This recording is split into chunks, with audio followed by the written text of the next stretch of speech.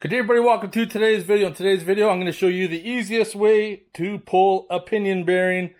And if you watch my previous video on how to pull the carrier bearings, you will realize that we use this fancy tool right here that we're going to use to pull the bearing off the pinion. However, in order to pull the pinion bearing, you're going to need your race as well. That is a must. The only thing we're going to do different in this pinion and carrier puller set is that we don't need to use the spacer that we use to pull the carrier bearings because the pinion acts as a spacer itself. So we put the clamshells in the clamp and then we're going to pull it. So now we need to see which clamshells will work. I think we'll be using the black ones again.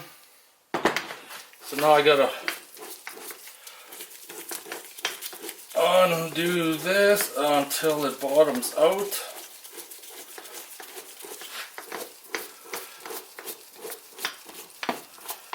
Perfect. And I'm going to turn these in. I'm going to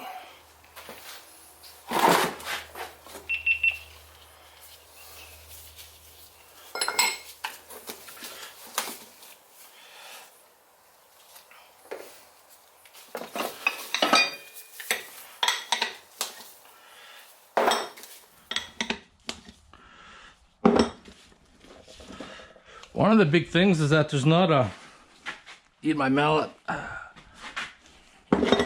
doesn't seem to be a lot of shims under it, so it's definitely a tighter fit. So I just use my mallet. Once again, these threads are still oiled.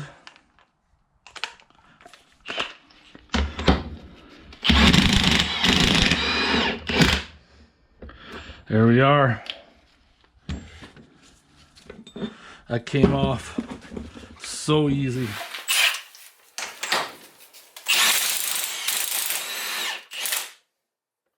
There we are.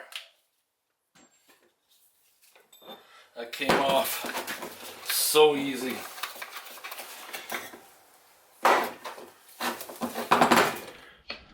There we go.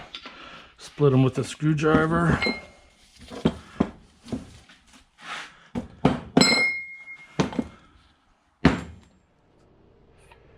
Gonna tell you right now, there's a million ways to pull that bearing off, but this tool is a lifesaver. This is a Durasolid. I've had this thing for probably 7 years, maybe more. There's a whole bunch of other tools that are like it, the exact same, different brand name, but it is a lifesaver when it comes to doing these kind of jobs. This one was a little bit more difficult because all it had was that little shim. That was it. So it was took a little bit more to grab that bearing. There's no damage to it, which is good because I'm going to make some setup bearings I'm going to use, because these are 410s and I'm going to go to 4.56. So I hope you guys enjoyed this video on how to pull pinion bearings easy. If you have any questions or comments, post them below, and I'll see you guys in the next one.